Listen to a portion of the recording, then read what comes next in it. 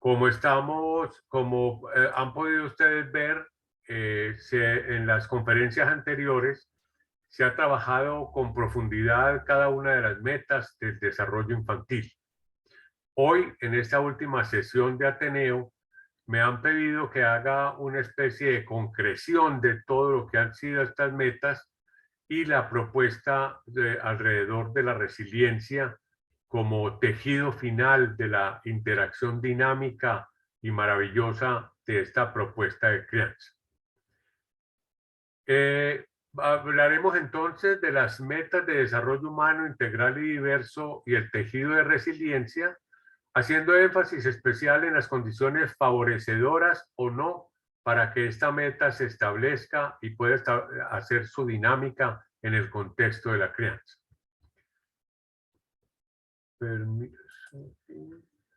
El grupo de puericultura de la Universidad de Antioquia, en sus 32 años de trabajo académico y social, ha hecho una propuesta que hemos llamado de crianza humanizada y humanizante. Después un discurso de crianza que ha sido producto de una elaboración dinámica y dialógica, no solo académica, sino social, y que tiene como característica específica esa propuesta de metas del desarrollo que deben construir y reconstruir de manera permanente no solo los sujetos de crianza, sino también los cuidadores, las personas que acompañan este maravilloso proceso. Miremos que el concepto de meta se ha tenido como el fin al que se dirigen las acciones o deseo de los seres humanos. Esa es la definición convencional de meta. En nuestro caso específico, estas metas no se construyen y reconstruyen para llegar, sino para vivir construyendo y reconstruyendo. No son pues metas de llegada, sino metas de viaje, metas de proceso, que en esa dinámica de construcción y reconstrucción van, digamos, formateando así al ser humano en construcción, que es el sujeto de crianza, y que van a acompañarlo después en todo su ejercicio vital como persona, como ser humano. Estas metas no son compartimientos separados, sino que hacen parte de un todo y a su vez cada una de ellas tiene una cantidad importante de componentes, como lo vamos a observar. Estas metas son, como lo han podido ver ustedes en el trasegar de estas semanas, la autoestima, la autonomía, la creatividad, la felicidad, la solidaridad y la salud.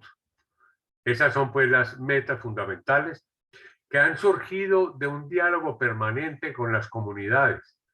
Hemos recorrido durante estos 30 y pico de años todo nuestro país, desde la isla de Providencia hasta Tumaco, y le hemos preguntado a las comunidades qué esperarían de sus hijos, cómo quisieran que fueran sus hijos, qué cosas quisieran que acompañaran el diario vivir de sus hijos como personas. Y así fueron surgiendo estas metas que las fuimos después delimitando y trabajando en la dinámica del grupo para poder presentarla después en el contexto de un discurso de crianza. Empecemos analizando la autoestima, que la consideramos tal vez la meta más importante, habida cuenta de que guarda relación con todas las demás, como lo podremos observar. La autoestima se ha definido como lo que cada persona siente por sí misma, su juicio general acerca de sí mismo y la forma en que le agrada su propia persona en particular. Esta noción, como ustedes lo pueden deducir desde ya, es fundamental para acompañarlo a uno en el proceso de afrontar y de abrazar la vida, que es algo en lo que todos estamos comprometidos. Nathaniel Branden, gran estudioso de este tema de la autoestima, dice que actúa como el sistema inmunológico de la conciencia, dándole resistencia, fortaleza y capacidad de regeneración. Cuando la autoestima es baja, disminuye nuestra resistencia frente a las adversidades de la vida. Es importante saber que como sentimiento psicológico, la autoestima y su nivel es variable a lo largo de la vida. Y ustedes como yo sabemos que hay etapas de la vida en que uno está con una alta autoestima y hay otras en que la autoestima es muy baja. Esos niveles de alta o baja autoestima se van a traducir en la capacidad de fortaleza, resistencia y regeneración frente a las adversidades de la vida. No es lo mismo afrontar un duelo o una derrota con un bajo nivel de autoestima que si ocurriera en un momento en que nuestra autoestima está alta. La autoestima es algo muy distinto al engreimiento y a la arrogancia. Si se quiere, la autoestima es un sentimiento personal, introspectivo, y el engreimiento y la arrogancia casi siempre acompañan el comportamiento de personas que tienen usualmente un bajo nivel de autoestima. Si uno piensa en personajes de la historia, como la Madre Teresa de Calcuta o el Mahatma Gandhi, eran personas con una noción muy clara de su valor personal, pero esa autoestima les daba esa connotación de introspección, de no invasión, de un cierto insight, como dirían los psicólogos, que es lo que caracteriza el comportamiento de este tipo de personas. El desarrollo del amor propio, dicen los expertos, se produce por la interacción entre el temperamento innato de cada niño o niña y las fuerzas ambientales que reaccionan a ese temperamento.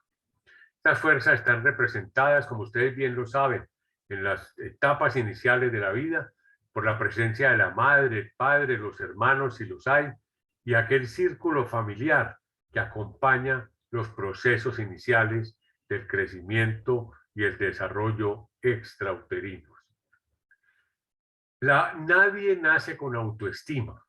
La autoestima es un proceso que se va constituyendo a medida que el crecimiento y el desarrollo discurren.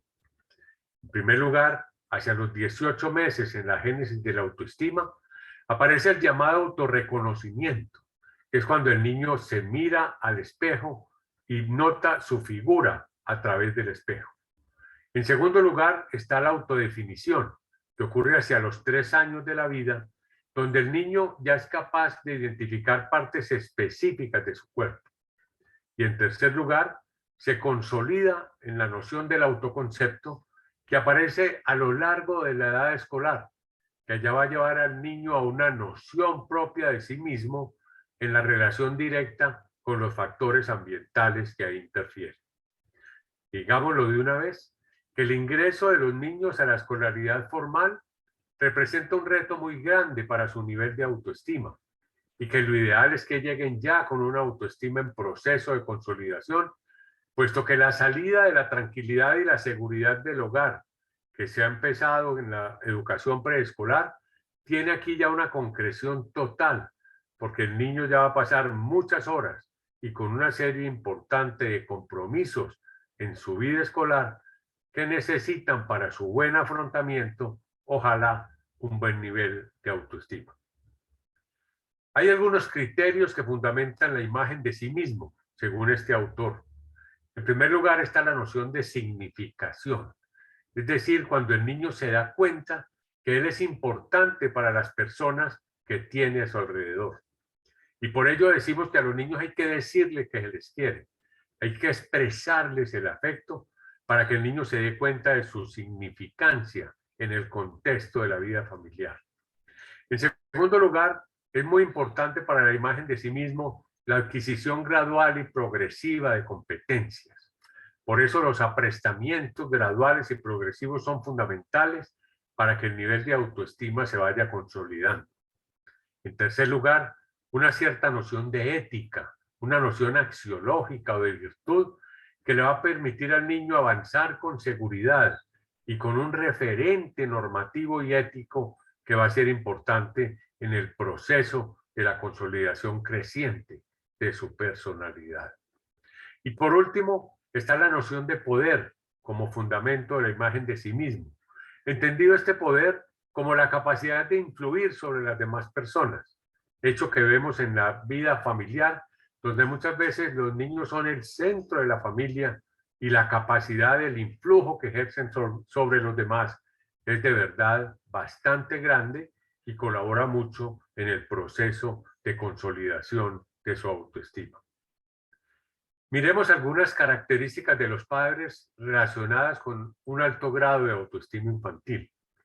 Digamos que la autoestima es algo que se puede medir. Hay formas psicométricas de medirla y proyectivas que pueden establecer un buen nivel de autoestima.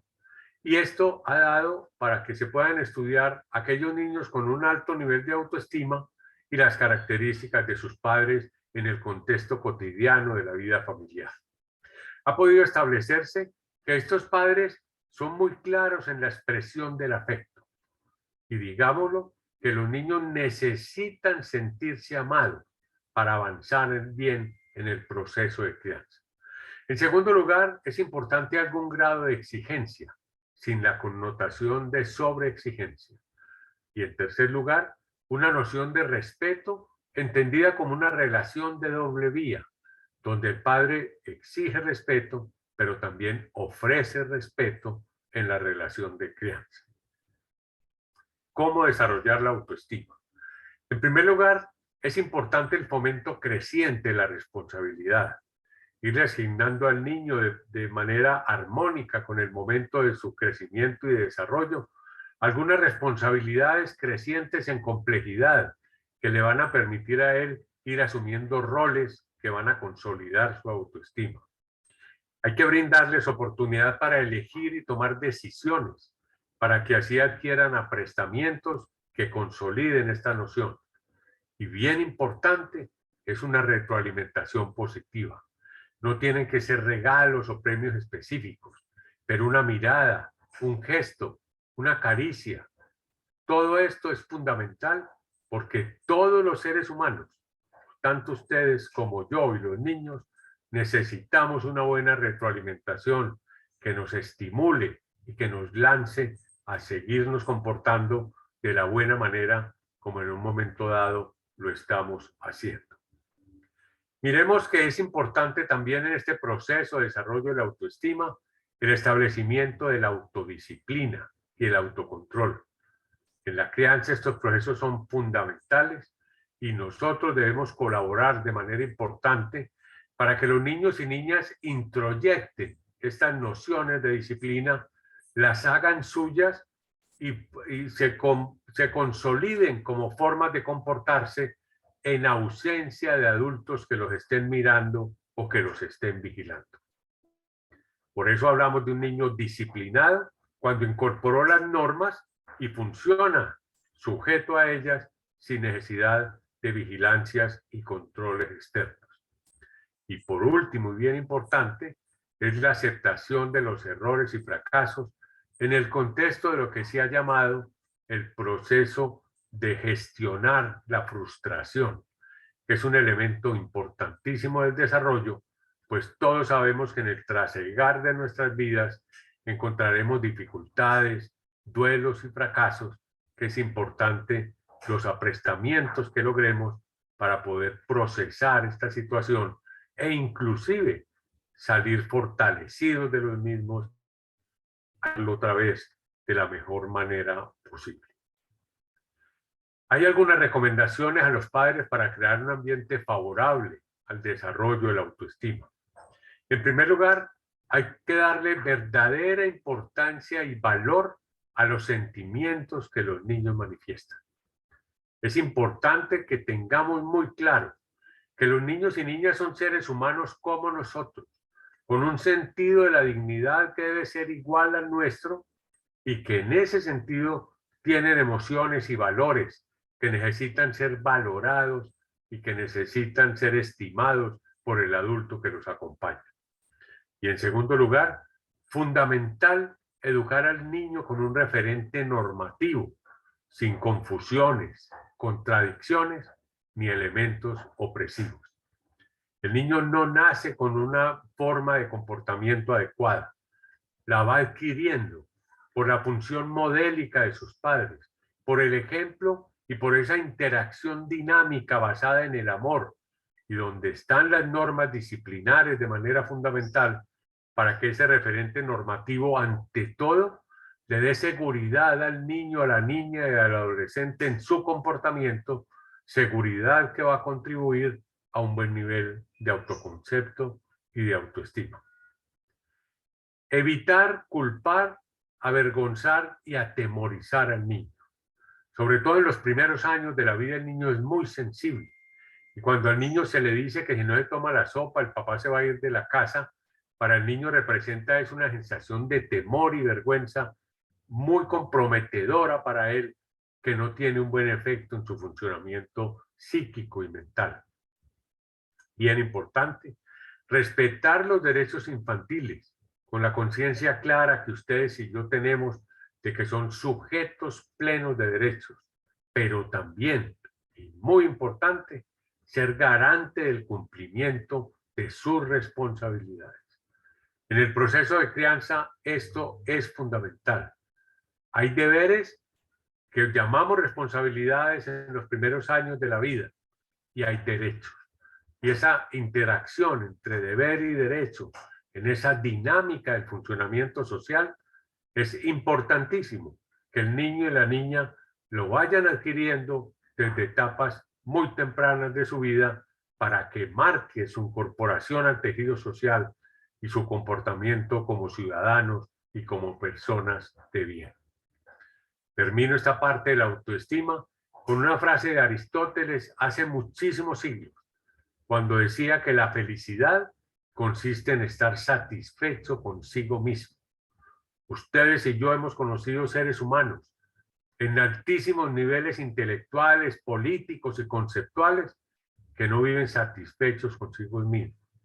Y hemos conocido personas elementales y simples, sencillas, que son totalmente felices por esa armonía entre el ser, el hacer y el tener, que hacen de ellas sus vidas algo totalmente deseable y algo que nos puede enseñar a todos muchísimas cosas. Una vez analizada esta importante meta del desarrollo para nuestra propuesta, vamos a analizar el concepto de autonomía. Miremos que la crianza de los seres humanos es fundamentalmente pasar de la heteronomía con que nace a la autonomía del adolescente tardío, que ya toma las decisiones fundamentales de su vida, como son la elección de profesión y la elección de pareja. En ese camino entre la heteronomía o dependencia absoluta del neonato, característica de nuestra especie, que puesto que nacemos en un estado manifiesto de incompletud, existe ese camino maravilloso de la autonomía creciente, que es el proceso de crianza que nosotros debemos acompañar de una manera inteligente, afectuosa y empática. Pero miremos lo que dice Giselle Silva sobre la autonomía. Es la capacidad de las personas de valerse por sí mismas y de aprender y de emprender acciones que les permitan satisfacer sus necesidades. Después, la toma de decisiones, cuando la autonomía la tenemos ya manifiesta en nuestra personalidad, la toma de decisiones y responder por las decisiones tomadas, asumir las consecuencias de nuestros propios actos. Esta autonomía es un ejercicio de la libertad, que en el caso de la crianza es un ejercicio creciente de la libertad. Es una preparación para la toma de decisiones y es una responsabilidad que se adquiere al final en todos los actos de nuestra vida. Esto es algo que debemos tener muy en cuenta, porque ese camino de la libertad en el proceso de la crianza es de las cosas que más tensión y ansiedad le genera a los cuidadores, a los padres, a quienes acompañamos ese proceso. A veces no sabemos si estamos confiriendo demasiada libertad o si estamos constriñendo una libertad que va en curso. Eso es algo que nos genera a veces dificultades y donde quisiéramos tener de pronto un libertómetro que nos marcara en la mitad qué dosis de libertad estamos imprimiendo a este proceso de acompañamiento. La autonomía es entonces la posibilidad de gobernarse a sí mismo. Y este cultivo de la libertad es el proceso que, como les decía, nosotros acompañamos. La autonomía se va dando de una manera gradual y progresiva. Inicialmente va apareciendo la autonomía alimentaria, luego la autonomía del lenguaje, la autonomía esfinteriana, la autonomía del sueño. Y siguen estos procesos con la autonomía inmunitaria, la capacidad del niño para vestirse que va apareciendo en el preescolar, la autonomía en la convivencia y en el respeto a la diferencia, que son los conceptos de una buena ciudadanía, de un buen ciudadano, de una buena persona, que es lo primero que los padres nos dicen y que nosotros también sentimos como padres cuando hablamos de nuestros hijos y lo que queremos que ellos lleguen a ser. Casi todos decimos, ante todo, que sea una buena persona. La autonomía tiene entorpecedores, que es muy importante. Son ellos la sobreprotección y la sobreexigencia. La sobreprotección hace mucho daño en la crianza y es una tendencia que a veces tenemos, producto, por ejemplo, de la condición de que hoy en día tenemos muy pocos hijos. Entonces manejamos un nivel de ansiedad muy grande con ellos que nos inclina a veces a unas tendencias sobreprotectoras. La sobreprotección, por ejemplo, le hace daño a la formación de la autoestima. Habida cuenta que el niño sobreprotegido se considera como de alguna manera con un grado como de discapacidad, de dificultad para la toma de decisiones que afecta a su autoestima y de manera importante va a afectar también su autonomía. Aquellos padres helicóptero que en la atención y en la ansiedad que se maneja en estos nuevos tiempos quieren hacer todo por sus hijos y estar pendientes absolutamente de todo lo que sus hijos hacen, se comportan con esa tendencia sobreprotectora como entorpecedores de la autonomía creciente que debe acompañar a la crianza. De igual manera, la sobreexigencia también dificulta el proceso, porque la sobreexigencia genera mucha ansiedad en los niños al no ser capaces de cumplir con esos objetivos hipertrofiados que les presentan sus acompañantes. O sea que debemos evitar tanto la sobreprotección como la sobreexigencia en uno de los tantos equilibrios que debemos lograr en el proceso de acompañamiento de la crianza. Analicemos entonces la creatividad. La creatividad es un embrión con el que todos los seres humanos nacemos. La creatividad no es propia de seres que han estudiado y que han tenido oportunidades académicas. La creatividad es propia de nuestra especie. Ustedes y yo conocemos campesinos altísimamente creativos y casi analfabetas, que tienen una capacidad de resolver problemas, de afrontar dificultades de una manera novedosa, emprendedora, como de pronto no la tenemos nosotros. Por ello es importantísimo en el proceso de acompañar la crianza que fomentemos y acompañemos una creatividad creciente. Se define como el potencial de todo ser humano para transformar e innovar la realidad y generar ideas o novedades frente a la misma. Esta creatividad, vemos de manera importante que es poder dar respuestas originales en la solución de problemas.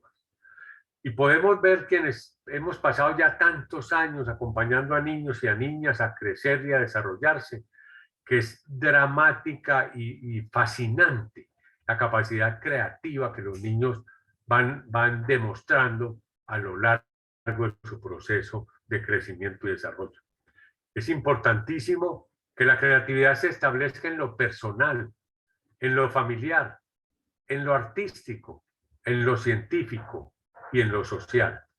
Pablo Picasso decía que todos los niños nacen artistas y lo son, pero que el problema grave es poder conservar esa capacidad a medida que se crece. Muchas veces el crecimiento y el desarrollo de alguna manera nos afecta esa capacidad creativa cuando nos sometemos a una gran cantidad de códigos, de preceptos, de ideas y de cosas preestablecidas. ¿Cuál no ha de ser de importante la labor de un maestro en permitir que sus niños divaguen en sus contextos creativos para que así puedan enriquecer su afrontamiento asertivo de la vida? Hay algunos elementos entorpecedores de la creatividad. En primer lugar, la disciplina rígida, no solo en la casa, que haría mucho daño, sino también en el proceso educativo. Recuerden aquella historia que todos hemos leído en internet de la maestra que le exigía a un niño pintar una rosa roja y solo roja, y todo lo que representaba ello como entorpecedor de su creatividad frente a un niño que quería innovar ante ese objetivo propuesto. La educación cuantitativa, que habla de que este es el primero, el segundo, el tercero y el último, que afortunadamente ha entrado en desuso en los procesos modernos de la pedagogía y que con el contexto de las inteligencias múltiples que revolucionó estos procesos educativos, afortunadamente va desapareciendo como señalador y como atizador, entorpecedor de los procesos creativos. También y de manera importante, un entorno sociocultural hostil cercena y de qué manera los procesos creativos de los niños. El temor a fracasar, el miedo, todo esto entorpece la creatividad y es algo que debemos evitar en nuestros procesos de acompañamiento. Analicemos la felicidad como meta del desarrollo. Algunos nos han criticado cuando hemos presentado en nuestro país y en el extranjero esta meta y nos han dicho que de pronto puede ser algo romanticón, pero nosotros estamos convencidos de que ello no es así. La felicidad se define como la conformidad gozosa con lo que se es y no solo con lo que se tiene. Conformidad gozosa. Eso es algo muy importante. Y recordemos que en el concepto de las metas como construcción y reconstrucción, la felicidad es más una manera de viajar por la vida que una meta a la que debemos llegar. Si tomamos esta búsqueda de la felicidad como una manera de viajar, esta felicidad en su prospecto creciente nos va a acompañar en nuestro diario vivir como personas. Y miremos algunos elementos. En este tiempo posmoderno del consumismo, de la competitividad, hoy en día lo más importante en primer lugar es el tener. En segundo lugar, el hacer. Y por último, si queda tiempo y oportunidad, el ser. Esa es la situación de estos nuevos tiempos. Sin embargo, en el contexto de la felicidad, se insiste en que lo primero es el ser, en segundo lugar, el hacer y en tercer lugar, el tener. Miremos entonces cómo hay esa confrontación, esa dicotomía entre lo ideal en el contexto de la felicidad, ser, hacer y tener, y lo que ocurre en estos nuevos tiempos, donde el tener, luego el hacer y se alcanza para el ser, que es lo que ocurre hoy por hoy.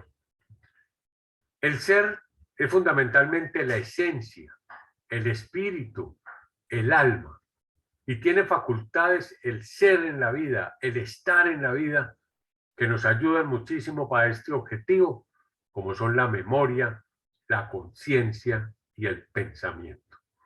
Características propias de nuestra especie, que si se cultivan, se potencializan, van a dar esta noción del ser, que es fundamental, y la noción de trascendencia, que como elemento del desarrollo humano es un componente inalienable. El hacer se refiere a las actividades, a las labores, al trabajo, importantísimas en cualquier proyecto de vida y que acompañan de manera armoniosa, pueden hacerlo perfectamente a la noción clara del ser, para llevar el ser a su plenitud. Y el tener es la posesión de todo lo necesario para hacer nuestro trabajo y lograr así la plenitud de nuestro ser. El tener es algo muy importante, claro está, pero en su justa medida. Es un elemento fundamental para desempeñarnos en la vida, pero es algo que no debe marcar nuestro diario vivir como personas, sino que debe acompañar al ser y el hacer para que entre los tres se comporten como elementos constitutivos de la noción de felicidad a cuya búsqueda permanente tenemos todos los humanos pleno derecho. Hay algunos elementos entorpecedores de la felicidad. En primer lugar, la presencia y la compañía de adultos infelices. De verdad que temperamentos hostiles, pesimistas, negativos, a veces violentos de los adultos entorpecen y de qué manera esa búsqueda, ese camino por la felicidad. El mal humor es algo que afecta mucho.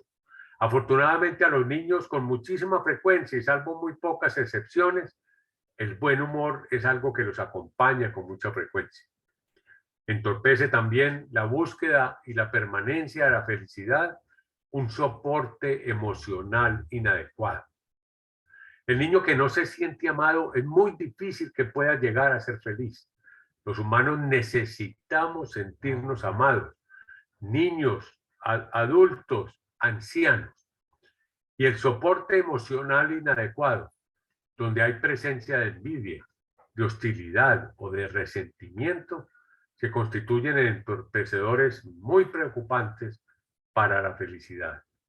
Un padre optimista, un padre armonioso, una madre, son generadores de un ambiente muy favorable para la búsqueda y el procesamiento de esta meta, y es el compromiso que como modelos y como mentores en el proceso de la crianza nosotros tenemos con nuestros hijos, con nuestros pacientes y con nuestros discípulos. Analicemos ahora la solidaridad como meta.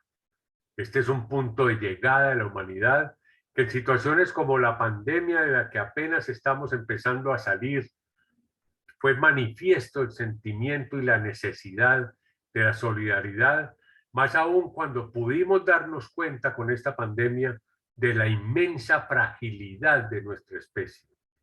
Esa fragilidad de los humanos hace necesario este sentimiento de la solidaridad, entendido como conciencia colectiva de derechos y responsabilidades basados en necesidades comunes. Miremos que la solidaridad significa unidad, significa pertenencia común, interdependencia entre los integrantes del tejido social, apoyo mutuo, comunidad de esfuerzo, comunidad de sentimientos y, bien importante, tolerancia, entendida como el respeto activo por el otro y que frente a la realidad de que cada ser humano es único e irrepetible y que existen proyectos de vida distintos, ideologías distintos, concepciones religiosas, éticas, históricas, etcétera, todo ello nos obliga a que el sentimiento de la tolerancia sea fundamental para vivir en paz. De hecho, en los preceptos de la UNESCO constituye uno de los pilares fundamentales de la educación cuando se refieren a aprender a vivir juntos. Ahí la tolerancia está presente de manera importantísima. La tolerancia se define como la disposición o virtud que consiste en el respeto de las diferencias, estando o no de acuerdo con ellas. La tolerancia no es decir, no, yo me lo aguanto, pues ¿qué voy a hacer? O para mí es como si no existiera, yo ya lo borré, yo me lo tolero. No, eso no es tolerancia. La tolerancia es el respeto activo por el otro, por sus ideas y por su proyecto de vida. Es algo importantísimo. Yo puedo ser hincha de un equipo de fútbol y mi vecino de otro en un contexto armónico y pacífico. Y esto es lo contrario de lo que vivimos en nuestro país, donde si se encuentran las barras bravas de dos equipos, hay una batalla campal con heridos, muertos, etc. Miremos entonces que esa disposición o virtud consiste en el respeto de las diferencias, estando o no de acuerdo con ellas. Diferencias que pueden ser físicas, diferencias lingüísticas, culturales, étnicas. Nuestro país es pluriétnico y multicultural, lo que debe ser una fuente inmensa de riqueza en la vida de todos nosotros. Y por ello, la tolerancia es un elemento fundamental de la vida en sociedad y en comunidad. Hay diferencias en el sexo, en el género, históricas, religiosas. O sea que es un escenario importantísimo para que la tolerancia pueda tener allí su máxima expresión. Miremos entonces esta reflexión tan bella de Octavio Paz, Premio Nobel de Literatura. Para que pueda ser, he de ser otro, salir de mí, buscarme entre los otros. Eso es lo que buscamos con estas metas de la solidaridad y la tolerancia.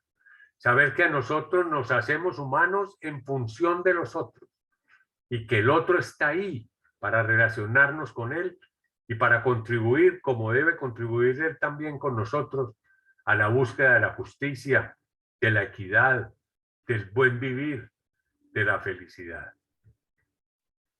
Miremos entonces que cuando una persona vulnera la dignidad de otro, se desata un sentimiento moral, que es la indignación. La restitución de la indignidad que se le ha inferido al otro es lo que nos lleva a una acción solidaria y es donde la gente se reúne en torno a una situación, a una vulneración que ha ocurrido para reclamar justicia o para reclamar un derecho. Igualmente lo vemos cuando ocurre una gran catástrofe, una gran dificultad.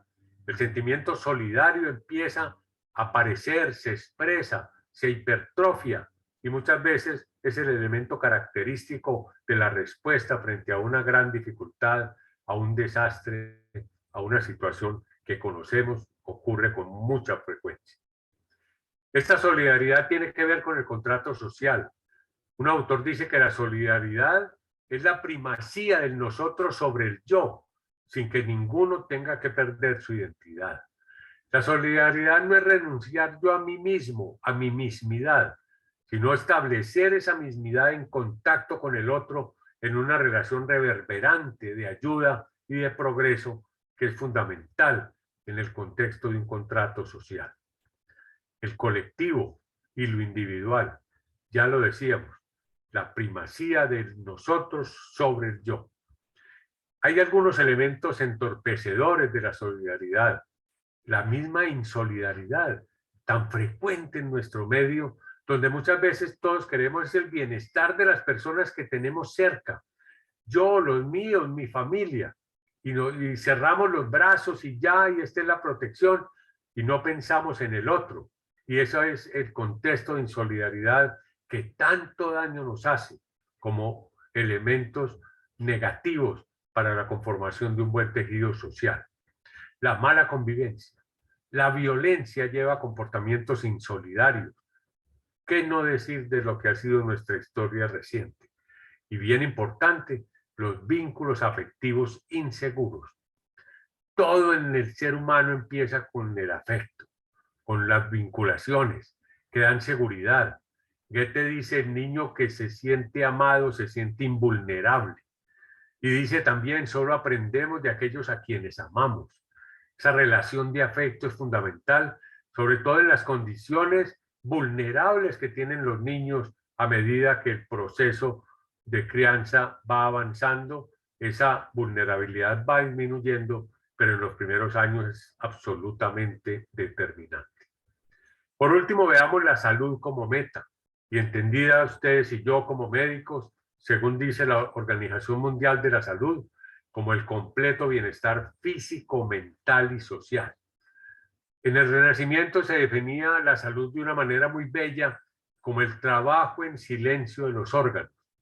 Esa definición tan bella hoy en día ya se amplió y tiene mucho más allá del componente físico, el mental y el social. Recordemos que la salud es un elemento determinante para la vida. Federico Amiel decía que la salud es la primera de todas las libertades. Si no tenemos salud, no somos libres. Y quienes alguna vez hemos estado enfermos, bajo una cielítica o hospitalizados, tenemos muy claro qué se siente cuando se pierde la salud en el contexto de un proyecto de vida. Otros conceptos de salud: equilibrio físico, psicológico y social, capacidad de funcionalidad social, bien importante, armonía consigo mismo y con el entorno. Ojo, ese concepto sí que es importante y lo vamos a ver enseguida. Interacción entre herencia y ambiente, ahí está la epigenética, el comportamiento y los servicios y políticas de salud. Miren que la salud es una construcción compleja y en el caso de los niños sí que lo es, porque tiene una gran cantidad de determinantes que deben cada uno hacer su aporte para el resultado final de la salud infantil. La Asociación Latinoamericana de Pediatría hace unos años amplió y en una propuesta que envió a la Organización Mundial de la Salud el concepto de salud como posibilidad del ejercicio del proceso vital humano en su totalidad, pero con dos características: el respeto a los derechos humanos y la justicia social asociada ambas a la armonía con el ambiente. Si una persona no respeta los derechos humanos, no está sana. Si no trabaja en pro de la justicia social, tampoco lo está.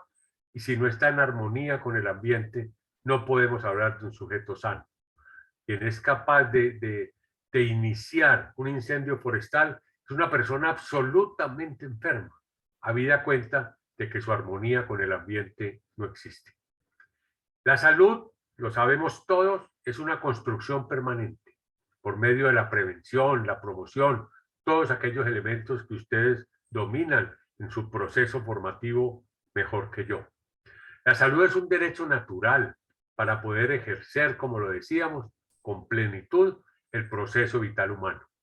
La salud es una meta del desarrollo humano integral y diverso que debe ser el producto de un equilibrio entre factores de riesgo y factores protectores.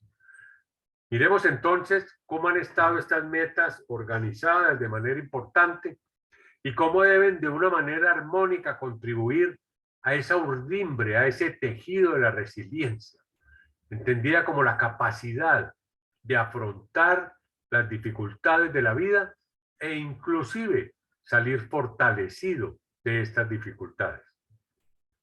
La resiliencia es un término tomado de la física y se refiere a la capacidad que tienen algunos metales para recuperar su situación y su contextura original después de haber recibido el influjo de un estresor externo. Entonces, a los metales se les mide un índice de resiliencia, que es de alguna manera una característica de lo fino que es un metal y como tal existe así en la minería como ciencia. La resiliencia viene de una raíz resiliri, que significa volver atrás. Y cuando vemos una mata de bambú que en determinado momento es azotada por un huracán y se agacha y después vuelve a su posición original, ese sería el concepto de resiliri, que guarda relación importante en la transpolación que se hizo de este término de la ingeniería y la minería a las ciencias sociales. Y se hizo porque históricamente se notó que cuando ocurrían grandes tragedias y situaciones de altísima complejidad y dificultad, había un porcentaje de la población que era capaz de afrontar esta situación de una manera activa y armónica y que se convertían en líderes del afrontamiento, que era aproximadamente un 30% de la población.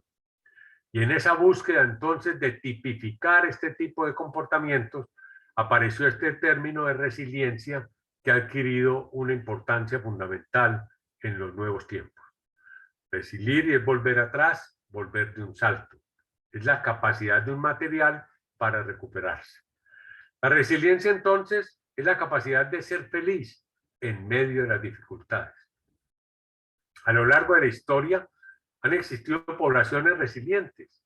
En las diásporas bíblicas, por ejemplo, de los judíos, la resiliencia estaba siempre presente.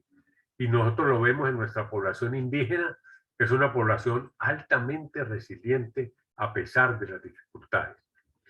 La resiliencia entonces la debemos entender como la capacidad de renacer frente a las dificultades.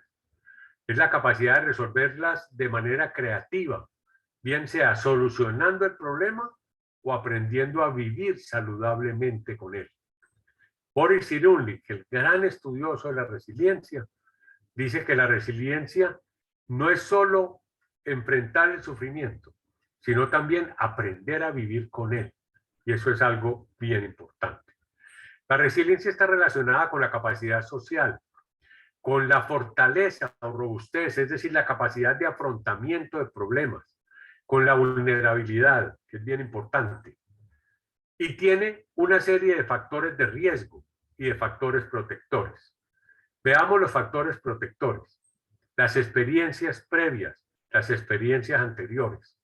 Casi siempre una persona, un padre resiliente, tiene hijos con tendencia a la resiliencia. las calidades y cualidades propias de la persona. Hay seres humanos que son más creativos, con una noción clara de su valor personal, con un buen lenguaje que, como sabemos, es el vestido del pensamiento, con un buen sentido del humor. Todos estos factores pueden influir allí. Estos factores protectores son diferentes de las mismas experiencias positivas, puesto que se pueden identificar, como el buen humor, como la buena autoestima, por ejemplo. Estos factores protectores tienen que ver con vínculos afectivos positivos, con un clima emocional favorable y con aptitudes y habilidades propias de la persona, que en gran medida se nacen con ellas, pero que en un contexto favorable de crianza, estos embriones con que nacemos se fortalecen y se hipertrofian de la mejor manera posible. Estos factores son, como lo decíamos, una alta autoestima, un sentido de vida. Esto es algo en lo que insisten todos los expertos. Los humanos necesitamos un sentido de vida, algo por qué luchar, objetivos hacia dónde llegar, razón de ser para vivir. Eso es algo fundamental y en el contexto de la resiliencia es determinante. Ya lo decíamos del buen sentido del humor. Muchas veces un chascarrillo, una nota humorística cambia el curso de muchas cosas negativas en un momento dado.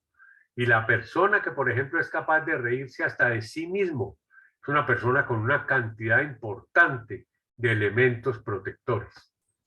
Cuando yo escuchaba a Navarro Borsa hace 3 días en televisión diciendo que estaba bailando en una sola pata, un ser humano, un colombiano como nosotros, que perdió una de sus extremidades inferiores en un acto terrorista, es capaz de bailar y de hecho lo hace en público, tomando distancia de su discapacidad y haciendo un dominio importante de ella mediante la utilización del buen humor. Estos factores protectores tienen que ver básicamente con las metas del desarrollo. Un niño con buena autoestima, con autonomía creciente, creativo, en camino de felicidad, solidario y sano, es un excelente sujeto, un corpus excelente para que allí se asiente una buena resiliencia. El niño resiliente, y esto lo hemos tomado de un documento de la Organización Panamericana de la Salud sobre resiliencia, excelente por lo demás, se refiere a yo soy, yo tengo y yo puedo. Dice, yo soy digno de aprecio y cariño. Acuérdense lo que decíamos en autoestima. Para una buena autoestima, el niño debe sentirse amado y sentirse competente. Esas dos cosas influyen en la resiliencia. Soy respetuoso de los demás. Soy feliz, gozo con lo que soy. Fíjese que la felicidad está mucho más cerca de los niños que de los adultos en las etapas de la vida. Los niños son felices con cosas elementales y simples. Y es algo que nosotros debemos acompañar de manera empática. Yo tengo adultos que son confiables. Se ha dicho que para lograr resiliencia, un niño necesita por lo menos un adulto que le brinde confianza. No tiene que ser su padre o su madre. En los niños de la calle muchas veces es el niño mayor que está en proceso de calle.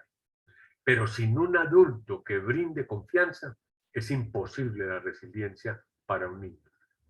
Yo tengo adultos que son excelentes modelos, que me acompañan con autoridad en la construcción de mis metas de desarrollo humano, integral y diverso. Yo puedo ser gestor de mi propio desarrollo, aceptar mis límites y limitaciones, detectar los factores de riesgo y seducir y seguir a quienes me tienden la mano. Entonces miremos cómo esa resiliencia es esa capacidad y esa herramienta importante que no es absoluta, que no es estable, que es cambiante a lo largo de la vida y que tiene connotaciones individuales, familiares y ojalá colectivas, que nos van a hacer una buena capacidad de respuesta a las dificultades. El niño resiliente tiene vínculos afectivos seguros y sólidos, comportamiento social adecuado, se autorregula, utiliza bien las redes sociales y tiene habilidades cognitivas, buena autoestima y las metas que hemos insinuado. Indicadores de resiliencia: la valoración de sí mismo como persona, disfrute de las experiencias, creatividad, autonomía y ojalá una buena salud, tan necesaria en todo el trasegar de la vida. El fomento, los elementos básicos para fomentar resiliencia, ya terminando, la cohesión, la flexibilidad, una buena comunicación, fundamental, la asertividad y la reafirmación del sistema de creencias, del entorno referencial que cada familia tiene y que le aporta a los hijos. La resiliencia no es innata, no es un dispositivo mecánico que se activa, no es una varita mágica.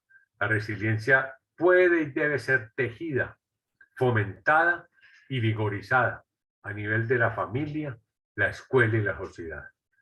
Daru dice, no basta hacer que un niño nazca, hay que traerlo al mundo. Ese es el acompañamiento. Para nacer está el proceso biológico.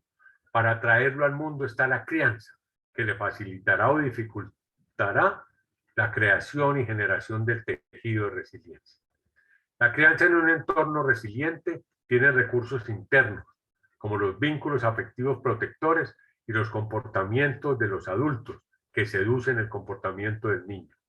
Y los recursos externos, las redes de apoyo, las asociaciones de usuarios, de campesinos, de ciudadanos, la acción comunal, todas aquellas redes, aquellas asociaciones y redes que van a ser fundamentales como elementos de cohesión social.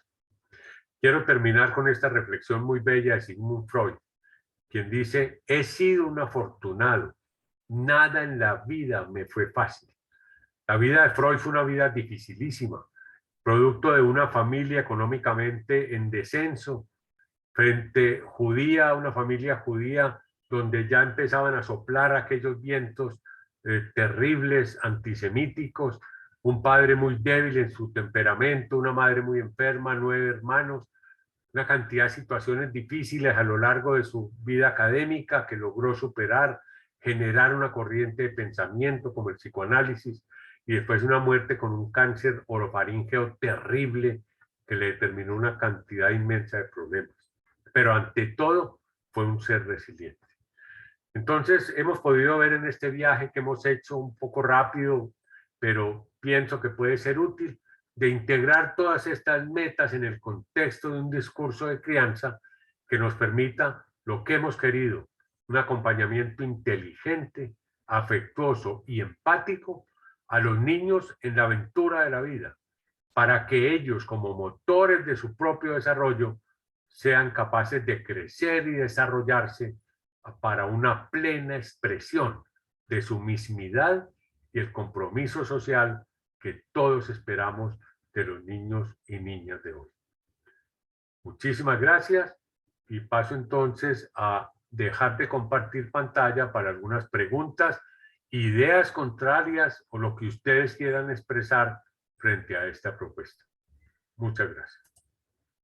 Doctor, mil gracias por la excelente conferencia y por pues un recorrido maravilloso y muy completo. Yo les propongo que si tienen preguntas, pueden activar por el módulo de reacciones levantar la mano o por el chat. Por acá veo que el profesor Carlos Montoya levantó la mano, entonces le damos la palabra. Querido. Bueno, querido y amado doctor. Profesor. Bueno, doctor Juan Fernando, no, nuevamente pues a darle las gracias, nos sentimos honrados de escucharlo, siempre es tan grato durante tantos años, vuelvo a mi memoria cuando estaba haciendo yo mi rotación en la Universidad de Antioquia, precisamente de neurología y de puericultura, en la cual desde ese entonces quedé impregnado por tantos aprendizajes de esa mirada con el doctor Humberto Ramírez, con el doctor Álvaro Posada y con usted.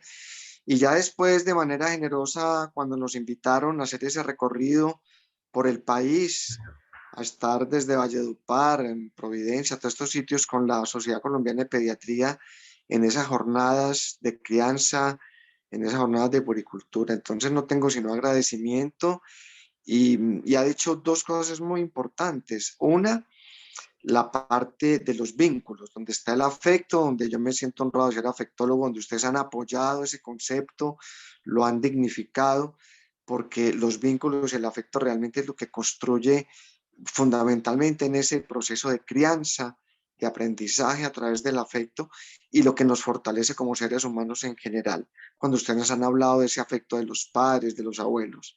Y en segundo lugar, el conocimiento de estos aspectos tan fundamentales de puericultura que nos hace que nosotros podamos transmitir eso a los padres y a las familias.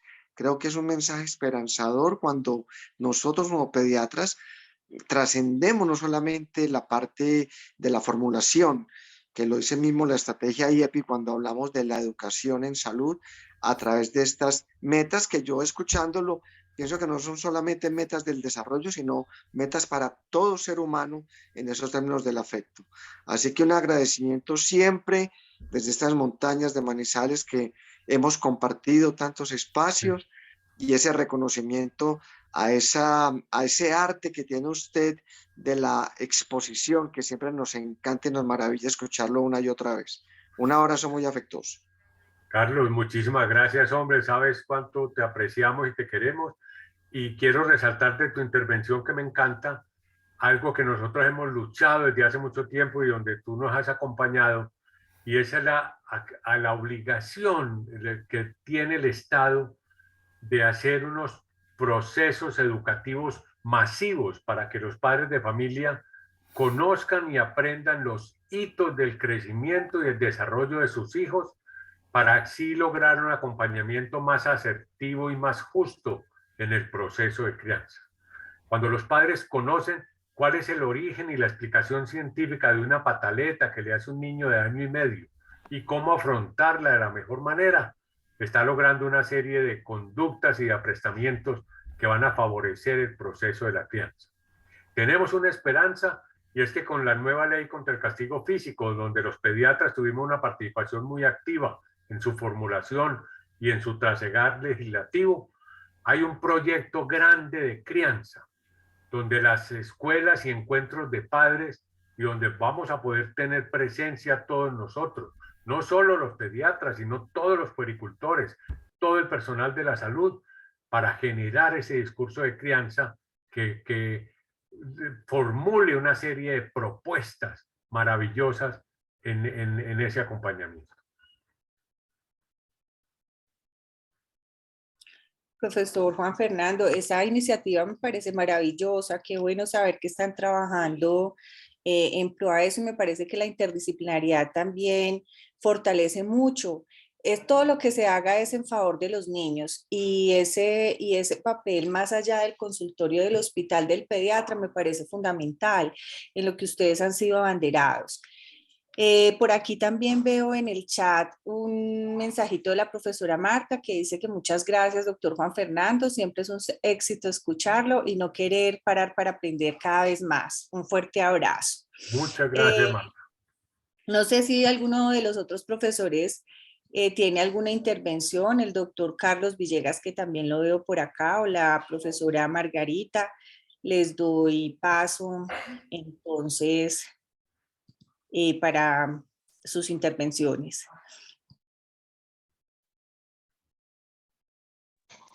Sí, ¿me están escuchando ahí?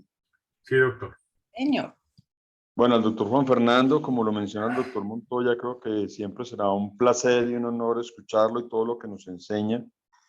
Y yo resalto, pues creo que en esta parte última que hablaron, pues me parece que es muy importante que este conocimiento no sea, digamos, de parte nuestra como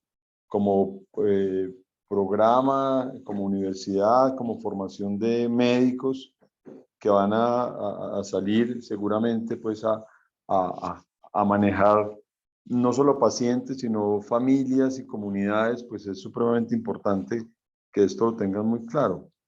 Pero creo que poder difundir esto ampliamente tiene un significado pues muchísimo más grande y creo que es como el objetivo, que todos conozcan y sepan, ¿sí? Cada uno de los elementos que tiene que ver con, digamos, no sé si se pueda llamar así, es uno del resultado final de un ser humano íntegro y sobre todo pues una cosa que usted ha resaltado de manera también muy clara, de un ser humano feliz, que es creo que finalmente como lo que todos quisiéramos, no solamente que nos desempeñemos bien en nuestras labores, sino que seamos felices con lo que hacemos y con lo que somos. Entonces, creo que esa iniciativa y ese trabajo que podamos hacer, resalto también acá el perfil que se le ha dado al pediatra egresado a nuestro programa, y en eso pues todo el apoyo con la doctora Diana y con el doctor Carlos Montoya en todo lo que tiene que ver con estos temas de crianza y con todo lo que tiene que ver la pediatría social. Entonces, nuevamente, agradecerle y siempre fascinados con su presentación, doctor Juan Fernando. Muchas gracias. Gracias a usted, doctor Villegas, y quiero resaltar que en esta propuesta de un gran discurso de crianza multicultural, pluriétnico y amplio, ya hay experiencias bien importantes. Por ejemplo, Chile tiene un discurso de crianza y un proyecto que se llama Chile Crece Contigo. México tiene un programa que se llama Vamos México, y es uno de los programas más bien elaborados para mí, que sirvió de fundamento al de Chile, es el del Canadá, que tiene un nombre que me parece maravilloso porque se llama Nadie es perfecto. Así se llama el discurso del proyecto de crianza del Canadá, que lo puede uno consultar en las redes. Chile lo hizo, la traducción, la adaptación, toda esta cantidad de cosas. O sea que son procesos que en otros países ya van marchando y que yo creo que es fundamental, porque las tensiones y ansiedades que le genera la crianza a los padres de familia, en primer lugar porque nadie quiere equivocarse en ese proceso, y en segundo lugar porque no hay reglas fijas para llevarlo a efecto. Es un proceso individual de aproximación, pero hay unos mojones fundamentales y universales de la crianza que son comunes y que se han elaborado a través de siglos y que son los que podemos transmitirle a los padres, y así un padre informado sobre cómo crece y desarrolla su hijo va a entender el comportamiento de un adolescente si sabe que está tomando distancia frente a él como padre para poderse autoafirmar como persona, por ejemplo. O sea que yo creo que hacia allá tenemos que marchar en nuestro trabajo, y esta oportunidad del mandato legislativo de elaborar esas dinámicas de crianza educativas y poblacionales tiene que ser una excelente oportunidad para todos nosotros. Sí, de acuerdo con eso, doctor Juan Fernando. Es una iniciativa, yo creo que el papel del pediatra también es eso, buscar esos espacios. Aquí hemos conversado mucho, que estudiamos mucho, siempre estamos pensando cómo vamos a colaborar con ese proceso de crianza, cómo le vamos a ayudar a los niños, y creo que llegar hasta allá, hasta el marco legislativo y normativo, es una oportunidad maravillosa. Le doy entonces paso a Andrés Rubio, al doctor Andrés Rubio, que también está pidiendo la palabra. Hola, doctor. Doctor Juan. Doctor Rubio, ¿cómo estás, hombre? Mi discípulo. ¿Qué has hecho? Qué bueno.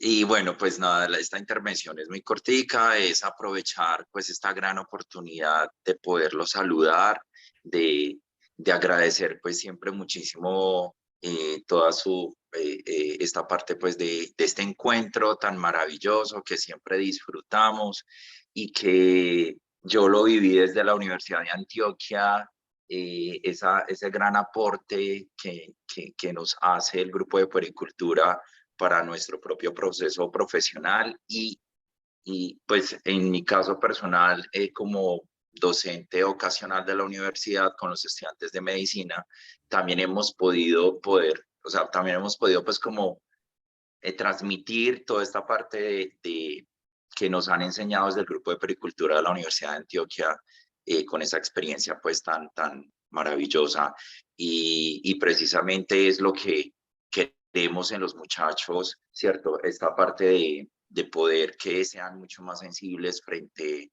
a las inquietudes de los padres, cada vez, ¿cierto? Mucho más exigentes, que nos vamos en la crianza hacia los extremos, inmersos en esta tecnología que queremos que sea el celular, la tableta, que reemplace como tantas cosas mientras los adultos estamos ocupados. Es muy difícil porque no podemos darle la espalda a la tecnología, ¿cierto? Pero precisamente tenemos que rescatar ese vínculo físico, emocional y afectivo que hace realmente posible el desarrollo, y que seamos unos adultos lo más funcionales y felices posibles. Doctor, muchísimas gracias, lo recuerdo con muchísimo cariño, lo llevo en mi corazón. Gracias, Carlos Andrés, y me parece excelente tu intervención. Ese sí que es otro tema pues bien complejo, el de la tecnología, el acceso a la información, la pérdida de los referentes generacionales, todo eso, pero todo eso lo tenemos que afrontar, como bien lo dices tú, en un contexto de diálogo informado, de acompañamiento, dejando ser al otro, pero estando ahí para el momento necesario de orientación y de ayuda. Muchas Muchísimas gracias, hombre. gracias, Doc. Muy amable. Encanta saludarte. Gracias. Bueno, doctor Rubio, muchas gracias por la intervención. Yo no veo por aquí en participantes más preguntas y creo pues que en aras del tiempo y también atendiendo los compromisos que sin duda debe tener el profesor Juan Fernando, pues podríamos entonces cerrar la sesión reiterándole nuestro agradecimiento. Excelente, maravilloso los mensajes. Estaba viendo la conferencia, pensaba que qué bueno que muchos de los papás puedan tener acceso a estos momentos que para mí son de oro porque brindan un panorama general y sobre todo que le permiten a sus papás afirmarse en ese proceso de crianza que no es fácil. Todos los que somos padres sabemos que es un proceso de crianza y entendemos también que es maravilloso, es una oportunidad maravillosa poder acompañar y los niños son grandes maestros. Además, creo que también me parece a mí desde lo personal que si los padres se permean un poquito y entienden un poquito, no solo conocer, como hablaba el doctor Juan Fernando ahorita, el proceso del desarrollo del niño y lo que espera en cada etapa, sino también conocer ese niño y permitirse compartir con él, jugar, concertar, normar cuando hay que hacerlo. Claro. Creo que es un proceso maravilloso para la vida y quienes podemos tener también esa experiencia de crianza, pues es un antes y un después, porque sin duda alguna es una experiencia transformadora. Contar con procesos como este, con el acompañamiento de personas que estudian esto y que le pueden colaborar a los papás a hacer ese acompañamiento de la mejor manera, porque como lo decía el profesor ahorita, la mayoría, yo creo que la mayoría de los padres quieren o queremos que este proceso tenga su mejor fin y lo podamos hacer de la mejor manera, y es un constructo, es todos los días, en cada momento que compartimos con nuestros hijos que lo vamos haciendo, y ya pues desde la perspectiva profesional como lo hacemos como pediatra, creo que es maravilloso. Poder tener estos espacios y aprender y compartir con personas que de esa manera tan amable y generosa comparten con nosotros el conocimiento que han construido durante toda su trayectoria, como el doctor Juan Fernando. El doctor Villegas está levantando la mano, entonces le doy la palabra para que cerremos. Entonces, doctor Villegas, si quiere, hace su intervención y hace el cierre entonces. Sí, muchas gracias, Diana. Yo de todas maneras quería agradecer agradecer y felicitar a Diana en cabeza del posgrado de pediatría, y ahorita con la continuidad de Margarita. Creo que este es un tema definitivamente, yo diría, fundamental, y creo que la manera como lo han presentado durante todas estas sesiones ha sido extraordinario.